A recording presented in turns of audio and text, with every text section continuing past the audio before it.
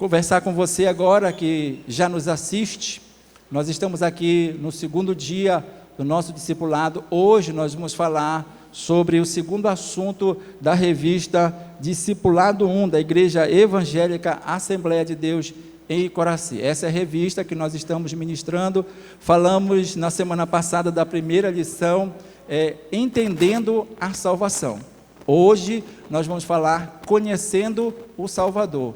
E aí nós estamos nessa série de mensagens, a importância do discipulado, e estamos ensinando aqui a discipulado um a um. Esse é o desejo do nosso coração. Então seja bem-vindo você que vai nos assistir, que você possa aprender a palavra do Senhor e também discipular uma pessoa para que o reino de Deus possa continuar crescendo. Quero convidar a igreja a estar de pé e nós vamos ler a palavra do Senhor agora.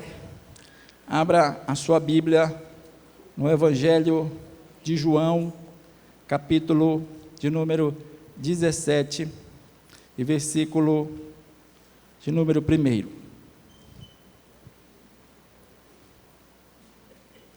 Evangelho de João, capítulo 17, versículo de número 1.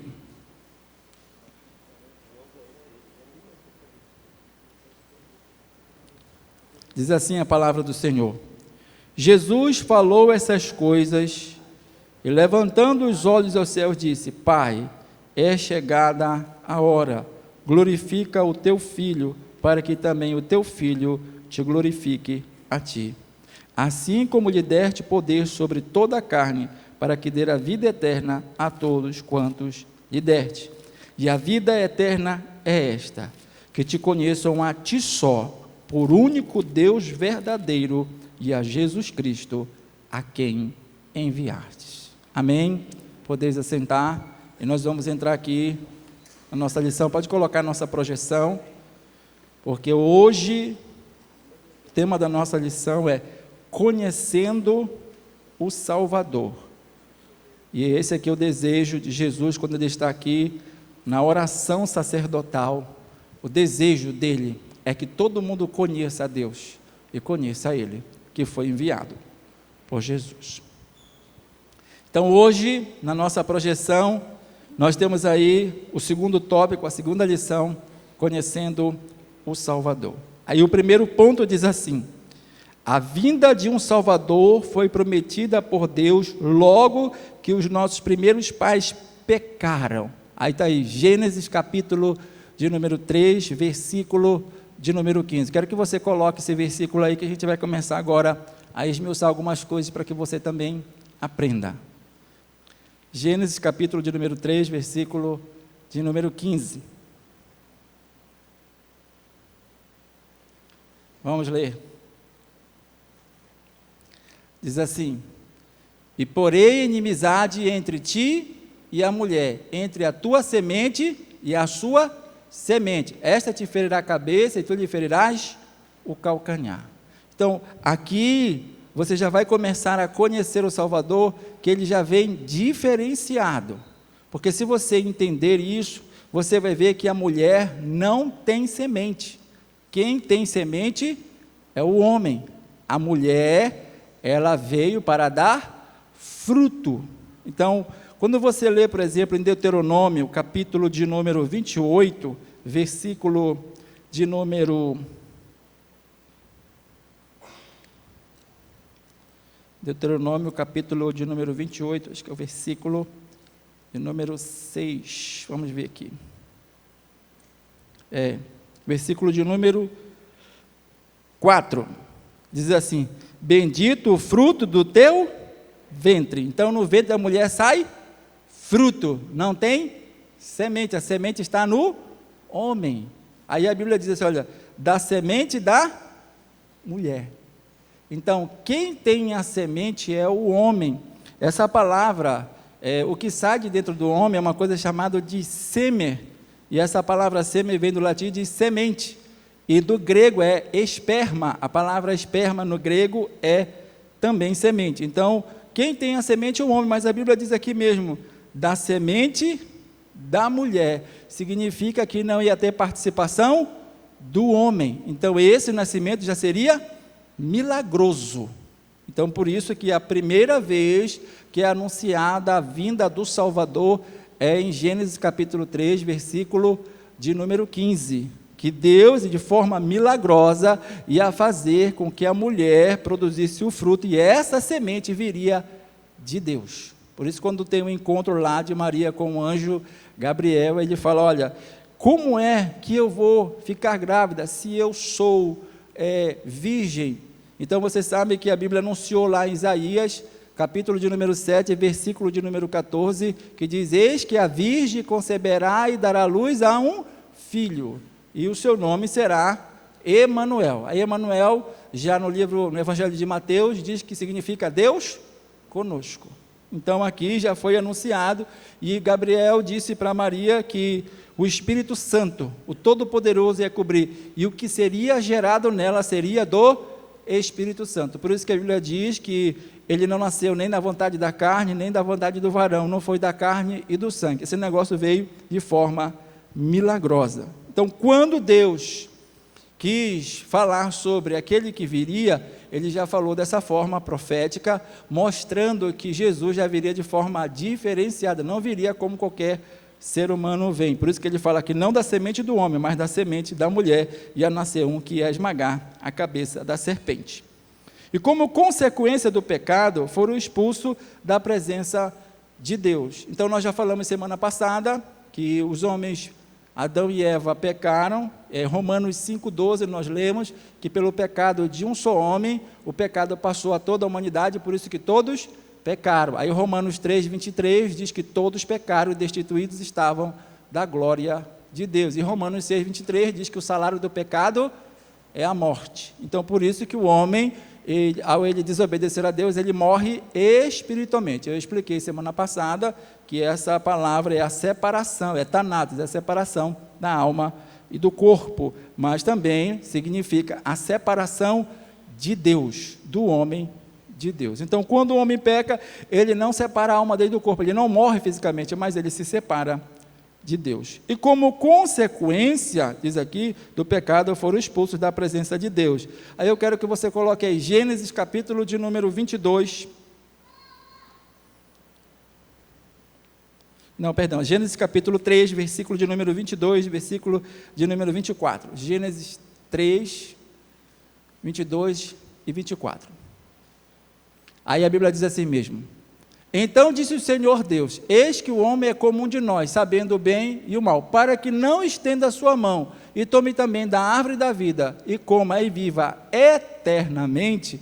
Aí o versículo seguinte, e havendo lançado, e o Senhor Deus, pois, o lançou fora do jardim do Éden, para lavrar a terra de que fora tomada. Então, olha só, não tinha maldade no que Deus estava fazendo ao ter expulsado o homem do jardim do Éden após ele ter pecado. Ao contrário, devido ao amor e à bondade de Deus, foi que ele fez isso com o homem para o salvar. Porque o homem agora havia comido da árvore da ciência do bem e do mal, e desobedecido a Deus, e agora o homem estava em pecado. Se ele fosse e tomasse da árvore da vida, a qual Deus não proibiu dele comer, ele ia se tornar um eterno pecador. E Deus não queria isso, porque Deus já tinha traçado um plano para resgatar o homem que havia agora desobedecido através do Salvador, Jesus Cristo. Então, por isso, Deus teve que expulsar o homem da onde ele estava, da presença de Deus lá no jardim do Éden, para que ele não tomasse da árvore da vida. O versículo 24 diz ainda que ele guardou, e havendo lançado fora o homem, pôs querubins ao oriente do jardim do Éden, e uma espada inflamada que andava ao redor, para o guardar o caminho da árvore da vida.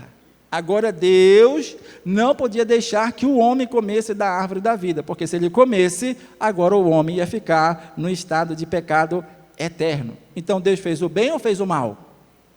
Fez o bem ou fez o mal, irmão? Então eu quero que você entenda, porque aqui o tema da lição é conhecendo o Salvador. Deus não tem prazer em fazer o mal para a humanidade. O que Deus busca fazer é o bem, é salvar a nossa vida. Por exemplo, quando nós ensinamos as pessoas a respeito de Jesus, a primeira coisa que falamos é do céu como recompensa e do inferno como castigo. Mas você precisa entender, agora que você vai discipular alguém, que você não pode usar isso. Você tem que entender que nós precisamos ensinar as pessoas que sirvam a Deus por gratidão, como nós já ensinamos aqui, não por uma recompensa ou por um castigo, porque na verdade eu já ensinei isso aqui, eu não vou repetir.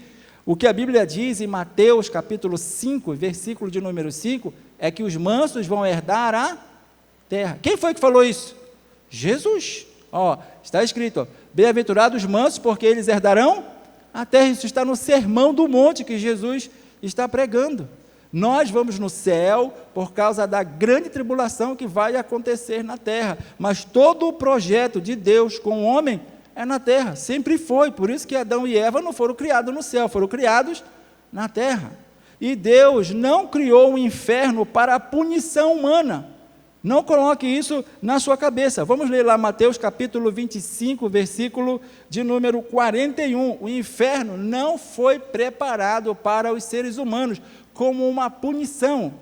Então dirás também aos que estiverem à sua esquerda: apartai-vos de mim, malditos, para o fogo eterno, preparado para o diabo e seus... Para quem foi preparado o inferno? Não foi para o ser humano, irmão. Então a gente não pode pregar o evangelho mostrando o inferno como castigo para a humanidade, porque esse nunca foi o propósito de Deus. Mas como nós temos o livre-arbítrio, se você não quiser seguir os princípios bíblicos, infelizmente é para lá que muita gente vai. Mas não é uma ameaça, não é dessa forma que o evangelho é pregado. Você precisa conhecer o Salvador. No coração dele, ele só quer fazer o bem para a humanidade, não o mal, como muitas pessoas começam a ensinar. Então, Deus já havia prometido que Jesus viria. Apesar do primeiro versículo estar no Gênesis, que Deus enviaria Jesus através da semente da mulher para esmagar a cabeça da serpente, que foi usada, foi o instrumento do diabo para poder levar o homem à condução do erro. A Bíblia já fala lá em Apocalipse, capítulo de número 13, versículo de número 8, que isso já estava acertado por Deus desde a fundação do mundo. Então, quando a gente lê a palavra do Senhor, diz assim: e adoraram-no todos os que habitam sobre a terra, esses cujos nomes estão escritos no livro da vida do Cordeiro, que foi morto desde a fundação do mundo. Esse negócio não aconteceu depois que o homem se desviou, que o homem desobedeceu. Aí, como Deus colocando a mão na cabeça, e agora? O que é que eu vou fazer? Eu vou ter que enviar o meu filho? Não, irmãos. Esse negócio já estava acertado antes da fundação do mundo. Eu já li para você que Deus, quando Ele nos elegeu, Ele também nos predestinou. Vamos ler de novo, só para você poder ter isso no coração, quando você for ensinar a pessoa. Abra a sua Bíblia em Efésios, capítulo 1, versículo de número 4. Diz assim: como também nos elegeu nele, antes da fundação do mundo. Para que Ele nos elegeu? Para que fôssemos santos e irrepreensíveis diante dEle em amor. Versículo 5. E nos predestinou para filhos de adoção por Jesus Cristo, para si mesmo, segundo o beneplácito da sua vontade. Então, quando Deus colocou no coração de criar o ser humano, não foi para ir para o inferno, Ele já nos predestinou para sermos filhos dEle por adoção através de Jesus Cristo. Esse é o nosso Salvador, esse é o nosso Deus a quem nós servimos, e nós precisamos conhecê-lo como Ele é. Por isso que ele aqui, em João capítulo 17, no versículo 3, ele fala: e a vida eterna é esta, que te conheçam, a ti só, como o único Deus verdadeiro, e a Jesus Cristo, a quem enviaste. Por isso a nossa lição é conhecendo o Salvador. Então, como consequência do pecado, foram expulsos da presença de Deus, e Deus se comprometeu em enviar um libertador. Então, primeira carta de João, capítulo de número 3, versículo de número 8, já tinha o compromisso agora do libertador.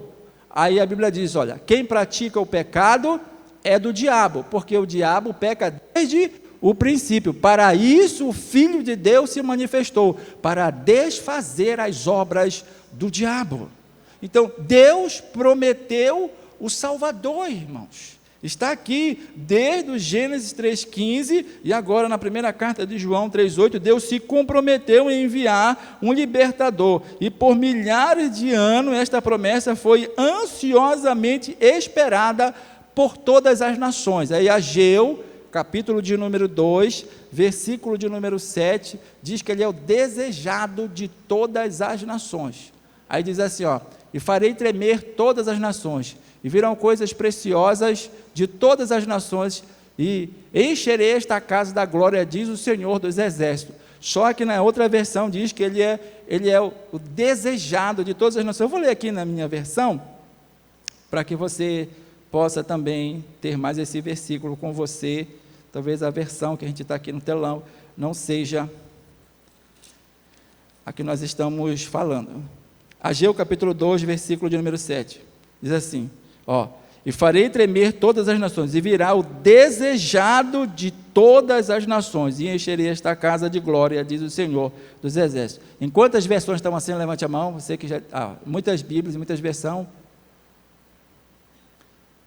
aí, agora mudou, né? E você pode ter aqui essa palavra, como ele fala aqui na nossa revista. Deus se comprometeu em enviar o libertador, e por milhares de anos essa promessa foi ansiosamente esperada. A minha é a Almeida Revista Atualizada, que está aqui na minha Bíblia. Aí diz assim, que especialmente era esperado pelo povo judeu.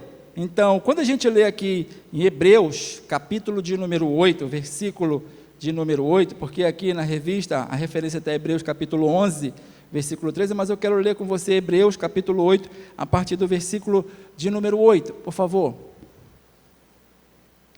Olha, porque repreendendo-os, lhe diz, eis que virão dias, diz o Senhor, em que com a casa de Israel e com a casa de Judá estabelecerei uma nova aliança, não segundo a aliança que fiz com os seus pais no dia em que os tomei pela mão para os tirar da terra do Egito, como não permaneceram na minha aliança, eu para eles não atentei, diz o Senhor, porque esta é a aliança que depois daqueles dias farei com a casa de Israel, diz o Senhor, porém as minhas leis no seu entendimento e no seu coração as escrevereis, e eu lhes serei por Deus, e eles me serão por povo. E não ensinará cada um ao seu próximo, nem cada um ao seu irmão, dizendo, conheça o Senhor, porque todos me conhecerão, desde o menor deles até o maior.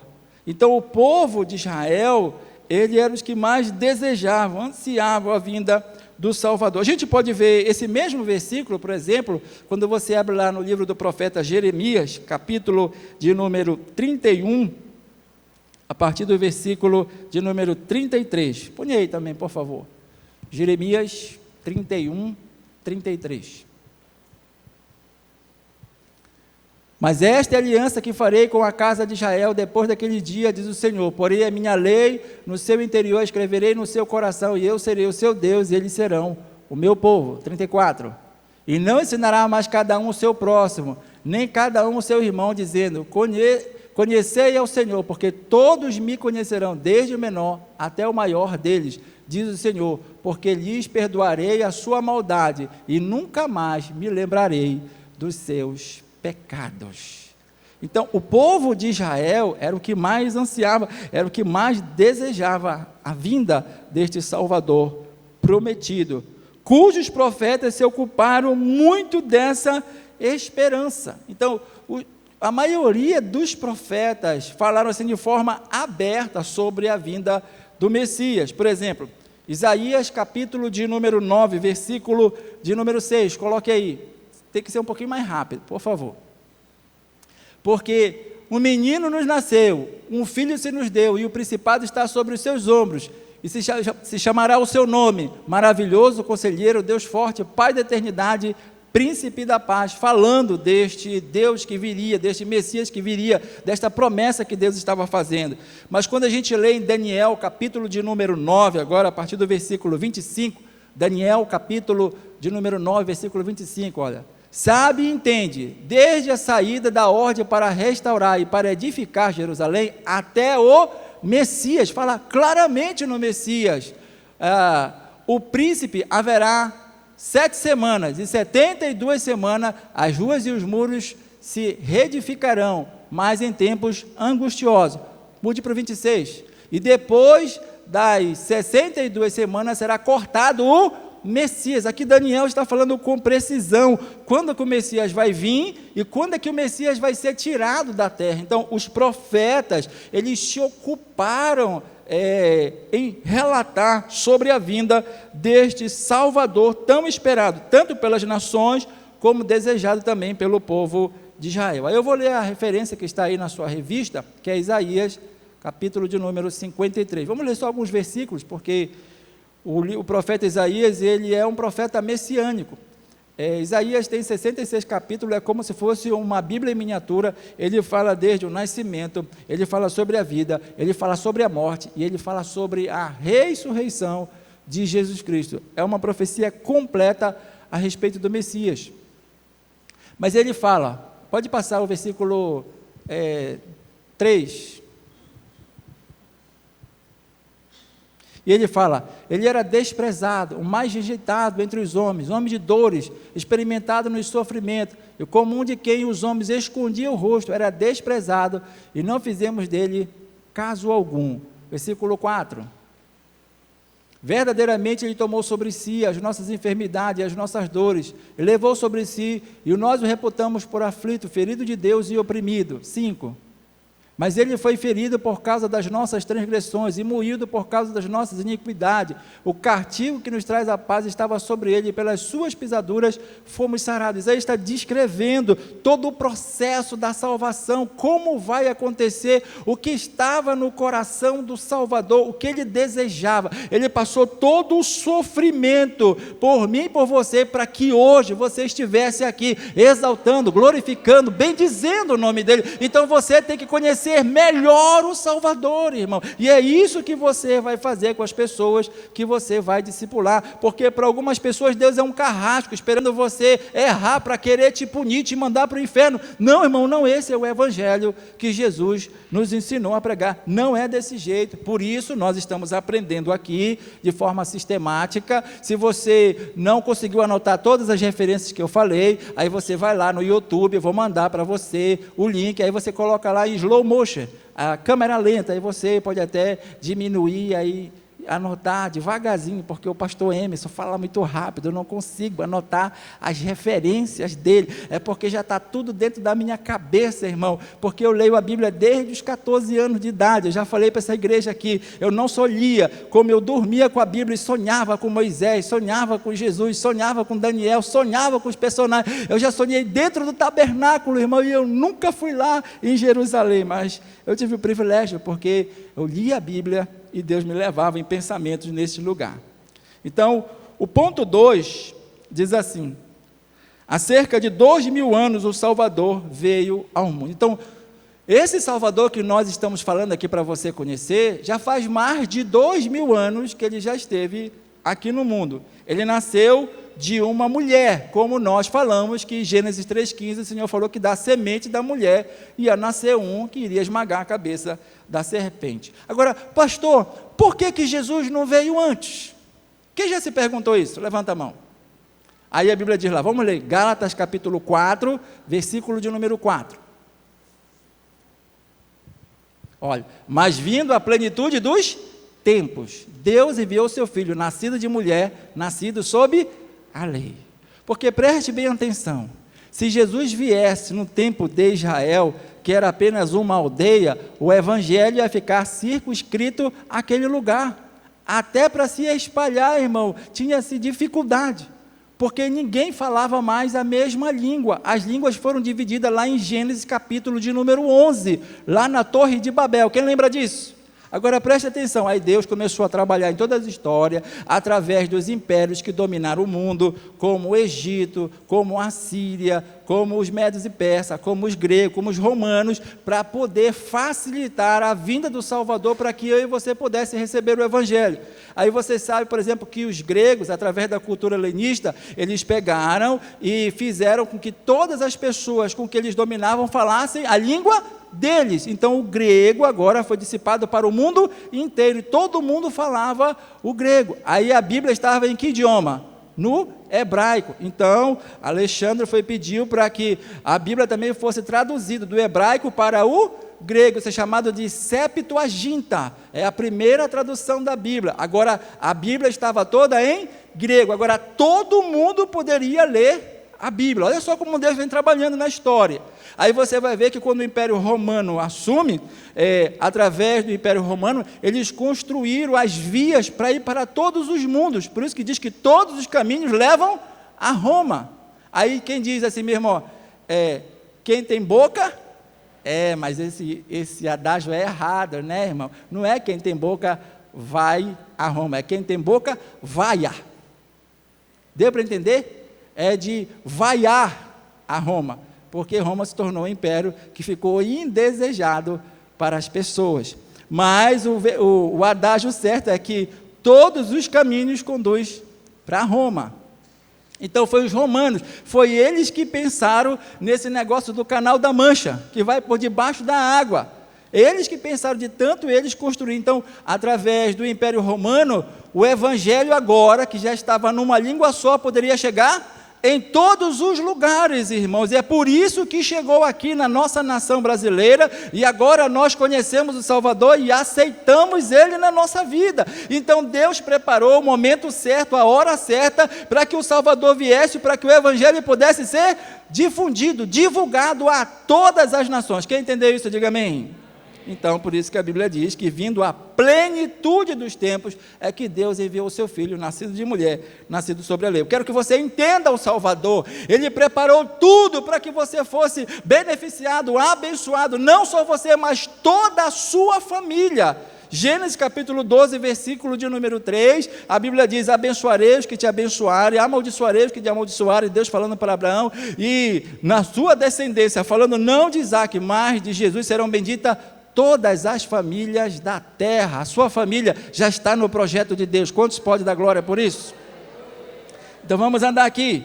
Então ele nasceu de uma virgem chamada Maria, na cidade judaica de Belém, e o seu nascimento foi anunciado. Então a Bíblia diz lá em Isaías capítulo 7, versículo 14, eu já citei aqui, que o Senhor falou: eis que a virgem conceberá e dará luz a um filho. Portanto, o mesmo Senhor vos dará um sinal: eis que a virgem conceberá e dará luz a um filho, e chamará de seu nome Emanuel. Então, isso já estava anunciado também através dos profetas, e saudado pelos anjos como o nascimento do Salvador prometido. Vamos ler aqui Mateus, capítulo 1, versículo 21 até o 23, é o que está na nossa projeção. Quando você está na sua revista do discipulado, está na nossa projeção esse versículo sobre o nascimento do Salvador. Diz assim, e dará luz a um filho, e chamará o seu nome Jesus, porque ele salvará o seu povo dos seus pecados. 22.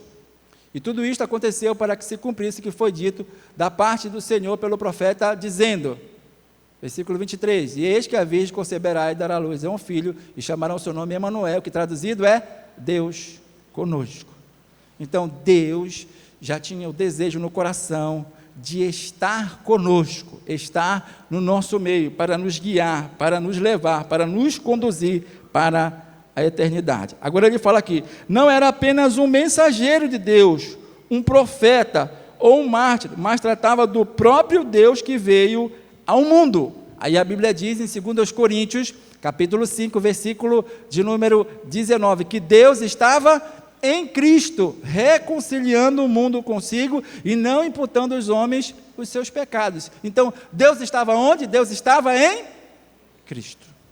Então, Deus estava em pessoa na terra, através de Jesus Cristo. Não era apenas um mensageiro de Deus, ou um profeta, ou um mártir, mas tratava-se do próprio Deus que veio ao mundo. Vamos ler também Mateus capítulo 16, a partir do versículo de número 13, porque era isso que as pessoas entendiam que era Jesus. Algumas religiões e algumas denominações do mundo vê Jesus como um profeta, não vê ele como filho de Deus, mas você precisa conhecer o seu Salvador. Aí diz aqui, chegando-se Jesus às partes de Cesareia e Filipe, interrogou os seus discípulos, dizendo: quem dizem os homens ser o Filho do Homem? Olha a resposta, versículo 14. E eles disseram: uns dizem que tu és João Batista, outros Elias, outros Jeremias, ou um dos profetas.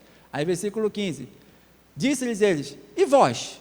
Quem dizer que eu sou? Porque muitas pessoas estão andando muito tempo com Jesus, mas ainda não conhecem o Salvador. Aí, versículo 16, e Simão Pedro respondendo disse: tu és o Cristo, o Filho do Deus vivo.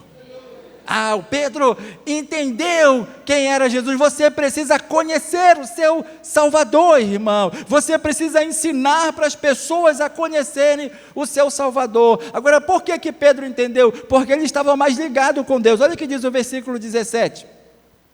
Aí ele fala: e Jesus respondendo disse: bem-aventurado és tu, Simão Bar-Jonas. A palavra Bar significa no hebraico filho, então é Simão, filho de Jonas, porque tu não revelou a carne e o sangue, mas meu Pai que está nos céus. Isso vem quando você tem uma vida íntima com Jesus, quando você está orando, buscando, aí Deus começa a te revelar coisas que para ninguém Ele revelou. Tem muitas coisas que Deus ocultou aos sábios, ao entendido, e revelou só aos pequeninos, irmãos, aqueles que têm comunhão com Ele. Por isso nós precisamos nos ocupar em conhecer melhor o nosso Salvador. Aí aqui ele fala, que era o próprio Deus que veio ao mundo e assim se declarou e foi compreendido por aqueles que testemunharam a sua vida na terra, a sua vida terrena, o que está na nossa projeção. Coloque aí a projeção. Então, ele está dizendo aí, que nesse versículo, eu estou aqui no ponto de número 2, que ele não é apenas um mensageiro de Deus, ou um profeta, ou um mártir, mas tratava-se do próprio Deus que veio ao mundo e assim se declarou e foi compreendido por aqueles que testemunharam sua vinda. Aí eu quero ler com você só esse versículo aí de João, capítulo 1, versículo de número 14.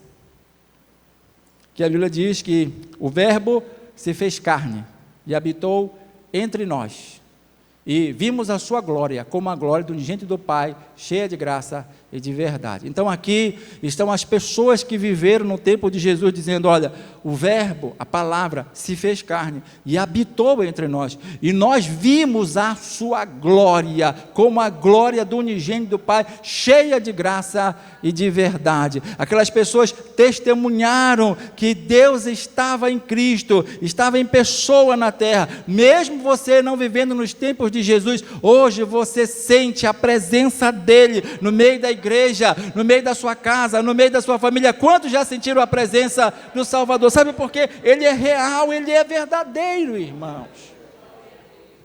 Terceiro ponto: os judeus, entretanto, não aceitaram que Jesus fosse o Messias. Preste atenção agora. Toda aquela palavra, todas aquelas promessas, os judeus agora que ansiavam a vinda do Messias, ele veio e agora eles não creram nele. Aí a Bíblia diz lá, o versículo está na projeção, João, capítulo 1, versículo de número 11, que ele veio para o que eram os seus, mas os seus não o receberam. Primeiro 11, olha, veio para o que era seu e os seus não receberam. Quem eram os seus? Jesus nasceu em que país, irmãos?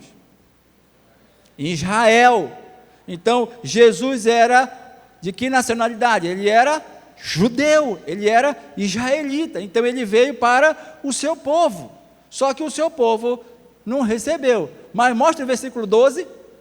Mas o versículo 12 diz: mas a todos quanto receberam deles o poder de serem feitos filhos de Deus, aos que creem no seu nome. Quantos creem no nome de Jesus? Devido a essa rejeição, nós entramos aí na graça de Jesus. Quantos podem dar glória a Deus por isso, irmão? Você não está fora da promessa do Messias agora, você faz parte dessa promessa do Salvador, você só precisa conhecê-lo melhor. Aí ele fala, porque eles desvirtuaram a esperança. Aqui, olha, presta atenção, eles desvirtuaram a esperança messiânica dos seus profetas, desejando um reino terreno. Então, eles queriam o Messias, mas eles não queriam da forma como Isaías profetizou, que ele era desprezado, ele era o mais indigno entre os homens. Não, nós não queremos isso daí. Porque quando a Bíblia fala em João, capítulo de número 8, coloquei na projeção, João, capítulo de número 18, versículo de número 37. Jesus, ele disse, olha, preste atenção, disse-lhe, pois, Pilato, logo tu és rei? Jesus respondeu, tu dizes que sou rei, para isso eu nasci, para isso vim ao mundo, a fim de dar testemunho da verdade. Todo aquele que é da verdade, ouve a minha voz. Então Jesus veio para ser rei, mas não naquele momento em que eles queriam, eles estavam atrás de um rei que fosse que nem Davi. Preste atenção, vamos ler Mateus, capítulo de número 22, versículo 41 e 42. Olha só o que eles buscavam, por isso que eles rejeitaram a promessa do Messias. Estando reunidos os fariseus, interrogou Jesus, versículo 42, dizendo, que pensais vós do Cristo?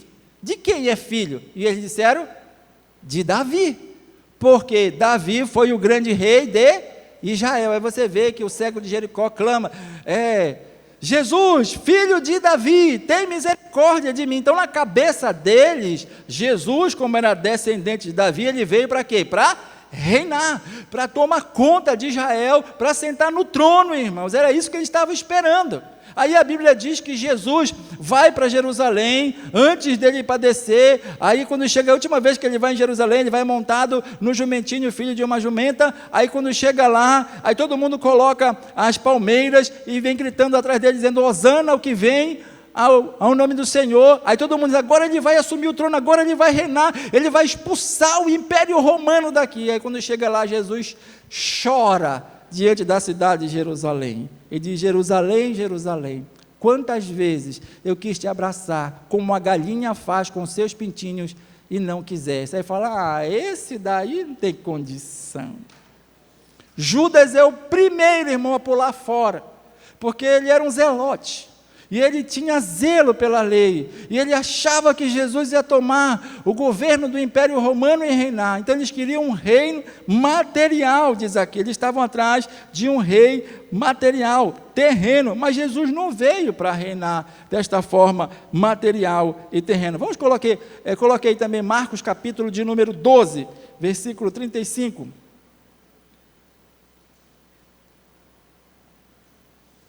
Olha, e falando Jesus, dizia, ensinando no templo, como diz os escribas que Cristo é filho de Davi? Porque eles disseram, quando eles perguntaram, o que vocês dizem que o Cristo é?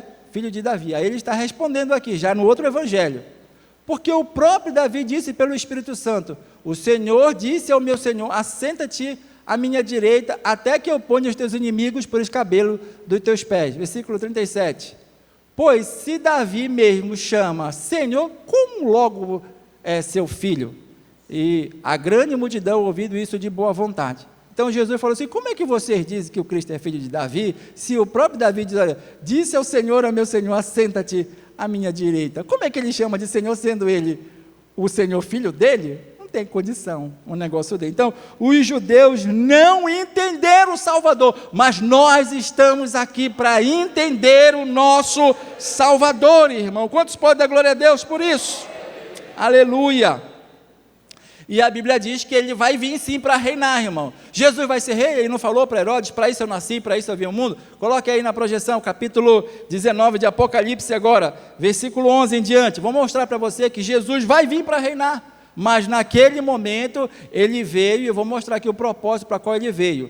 E a Bíblia diz em Apocalipse 19, 11, e viu o céu aberto, e eis que um cavalo branco, e eis que estava sentado sobre ele, e ele chama-se fiel e verdadeiro, e julga, e peleja com justiça. 12, e os seus olhos eram como chama de fogo, e sobre a sua cabeça havia muitos diademas, e tinha um nome escrito, que ninguém sabia, senão ele mesmo. 13, e estava vestido de uma veste tingida em sangue, e o nome pelo qual se chama é a Palavra de Deus.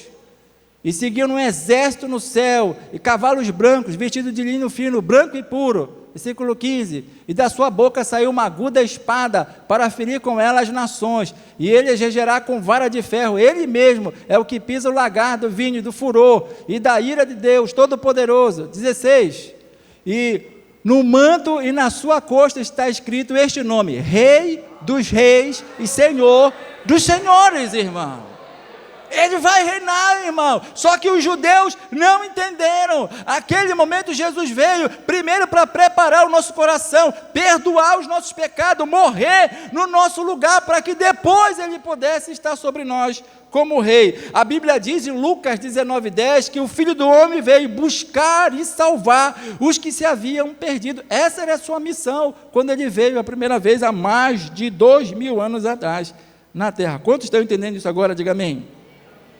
Então a Bíblia diz que eles estavam esperando um reino terreno e material, e Jesus veio para estabelecer um reino espiritual e eterno. Jesus foi morto numa cruz em Jerusalém. Preste atenção, você precisa também entender isso aqui, e eu quero deixar a referência para você, Deuteronômio capítulo 21, versículo de número 23, coloque aí por favor, Deuteronômio capítulo 21, versículo de número 23, aí fala assim, ó, o seu cadáver não permanecerá no madeiro, mas certamente o enterrarás no mesmo dia, porquanto o pendurado é maldito de Deus, assim não contaminarás a tua terra, porque o Senhor teu Deus te dá por herança. Então preste atenção, quem morria na cruz, no madeiro, era maldito de Deus, irmãos. Aí Jesus, para que você, para que eu não fosse maldito de Deus, ele morreu na cruz, se fez maldito no meu e no teu lugar, para que eu e você nos fizéssemos benditos de Deus, irmão.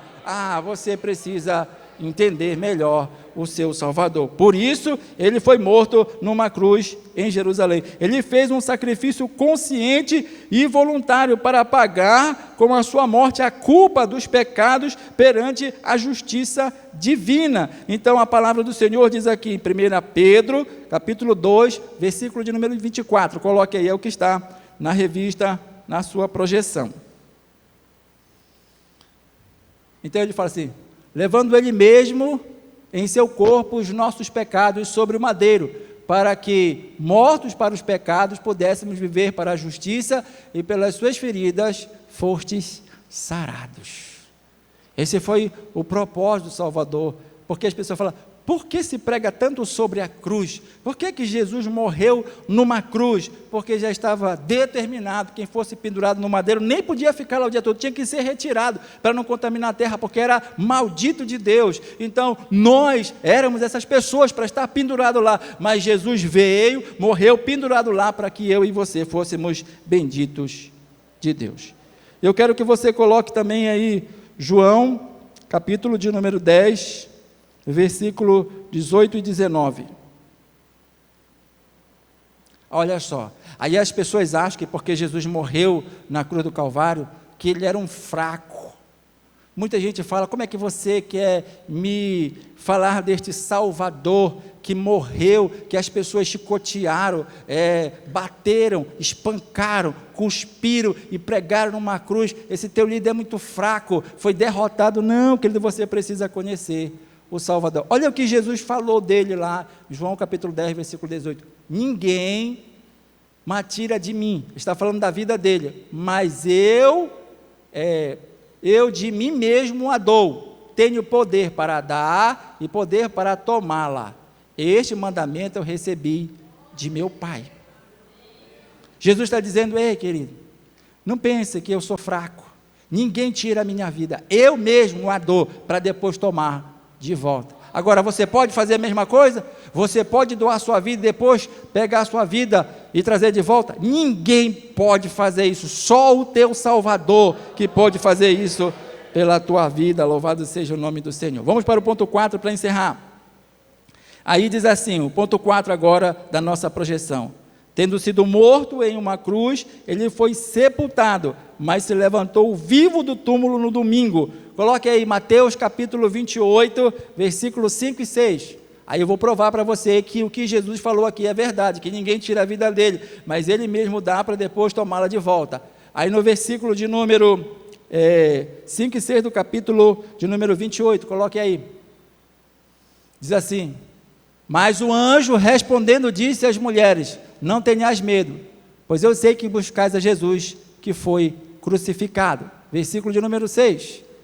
Ele não está aqui, porque já ressuscitou, como havia dito. Vinde e vede o lugar onde o Senhor jazia. Ele está vazio. O túmulo do nosso Senhor está vazio. É o único líder no mundo que você for lá na sepultura, você não vai encontrar. Aqui jaz Jesus Cristo. Todos os outros líderes do planeta, você vai lá no túmulo dele, está escrito: aqui jaz Maomé, aqui jaz o Buda, mas no túmulo de Jesus está escrito: ele não está aqui, ele ressuscitou, ele não é fraco como você pensa. Então, essa é a prova cabal que o nosso Senhor, Ele veio para cumprir um propósito dado por Deus. E a palavra do Senhor diz aqui, que conviveu por 40 dias com os seus discípulos, dando-lhe instruções. Abra aí a Bíblia em Atos, capítulo 1, versículo de número 3. Diz assim: aos quais também, depois de ter padecido, se apresentou vivo, com muitas provas infalíveis, sendo visto por eles por espaço de 40 dias, e falando das coisas concernentes ao reino de Deus. Jesus apareceu para muitas pessoas, querido. A Bíblia diz que para mais de 500 pessoas, e falou com seus discípulos depois de ressuscitado, pelo espaço de 40 dias. Está escrito na palavra do Senhor, para provar que ele ressuscitou dentre os mortos. Aí aqui na projeção diz: na sua ressurreição é que nós temos a garantia da vida eterna. É porque Jesus ressuscitou que nós também temos a esperança que nós vamos morrer, mas vamos ressuscitar com Cristo. Quantos têm essa esperança? Porque Paulo diz que se nós acreditarmos em Cristo somente nessa vida, nós somos os mais miseráveis de todos os homens. Mas ele fala: agora Cristo ressuscitou dentre os mortos. Nós temos a mesma esperança. Abra a sua Bíblia aí, que está na projeção, 1 Coríntios, capítulo 15. Vamos ler aqui esse versículo.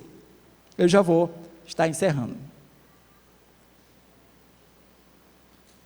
E também vos notificou, irmãos, o evangelho que já vos tenho anunciado, o qual também recebeste, no qual também permaneceis. Versículo 2. Pelo qual também sois salvos, se o retiverde, tal como vos tenho anunciado, se não é que crestes em vão. Versículo 3. Porque primeiramente vos entreguei o que também recebi, que Cristo morreu por nossos pecados, segundo as Escrituras. Versículo 4. E que foi sepultado, e que ressuscitou o terceiro dia, segundo as Escrituras. Versículo 5. E que foi visto por Cefas, e depois pelos 12. Versículo 6. Depois foi visto mais uma vez por mais de 500 irmãos, dos quais vive ainda a maior parte, mas alguns já dormem também. Versículo 7. Depois foi visto também por Tiago, e depois por todos os apóstolos. Versículo 8. E por derradeiro de todos me apareceu também a mim, como um nascido fora de tempo. Em outras versões ele fala como um abortivo. E eu quero dizer para você que esse mesmo Jesus que morreu, que ressuscitou, ele também vai voltar. E nós temos essa esperança. Então vamos para o último ponto, que é o 5 da nossa projeção, que diz assim: agora Jesus está junto ao Pai nos céus, voltou ao seu lugar, mas tornará a vir a este mundo para julgar os povos, para arrebatar os salvos. Aí a Bíblia diz aqui, agora 1 Coríntios capítulo 15, versículo de número 51, vamos colocar aqui, o 51, e diz assim: e eis que eu vos digo um mistério, na verdade nem todos dormiremos, mas todos seremos transformados. No momento, num abrir e fechar de olhos, até a última trombeta, porque a trombeta soará, e os mortos ressuscitarão incorruptíveis, e nós seremos transformados. Quantos têm essa esperança? Coloque aí também 1 Tessalonicenses, agora capítulo 4, versículo de número 15. 1 Tessalonicenses capítulo 4, versículo 15. Paulo também dizendo agora: digo-vos Pois isto, pela palavra do Senhor, que nós, o que ficarmos vivos para a vinda do Senhor, não precederemos que dorme. Versículo 16, porque o mesmo Senhor descerá do céu com alarido, com voz de arcanjo e com a trombeta de Deus, e os que morreram em Cristo ressuscitarão primeiro. 17, depois nós, os que ficarmos vivos, seremos arrebatados juntamente com eles nas nuvens, a encontrar o Senhor nos ares, assim estaremos sempre com o Senhor. Quantos têm essa promessa, essa esperança? É por isso que nós precisamos conhecer o nosso Salvador. Ele fez tudo isso, foi embora, mas Ele vai voltar para buscar você, que está esperando pela vinda dEle. E aí eu tenho dito isso aqui, e eu vou falar isso para a gente poder encerrar, que as pessoas acham que porque muitas pessoas que esperavam por essa promessa morreram, e agora não estão mais aqui, mas não se preocupe, as pessoas que morreram, Paulo ensinou tanto aos coríntios como à igreja em Tessalônica, dizendo, não se preocupe com os que morreram, porque nós não precederemos que dorme, primeiro eles vão ressuscitar, e nós que estamos vivos seremos transformados, e juntos vamos ser arrebatados. A promessa é para quem está vivo e é para quem está morto. Por isso Jesus falou em João capítulo 11, a partir do versículo de número 25, eu sou a ressurreição e a vida, e aquele que crê em mim, ainda que esteja morto, viverá, e aquele que vive e crê em mim, este nunca morrerá. Que Deus abençoe você que ficou conosco assistindo mais esta aula, a segunda da revista do Discipulado 1 da Igreja Evangélica Assembleia de Deus em Coraci. Na próxima lição vamos falar vivendo a nova vida em Cristo. Sou o pastor Emerson Roberto, nós estamos aqui na igreja do Templo Monte Tabor e queremos continuar que você, ensinando a lição, e querer que você nos acompanhe em Cristo Jesus. Amém. Deus abençoe você, fique na paz do Senhor.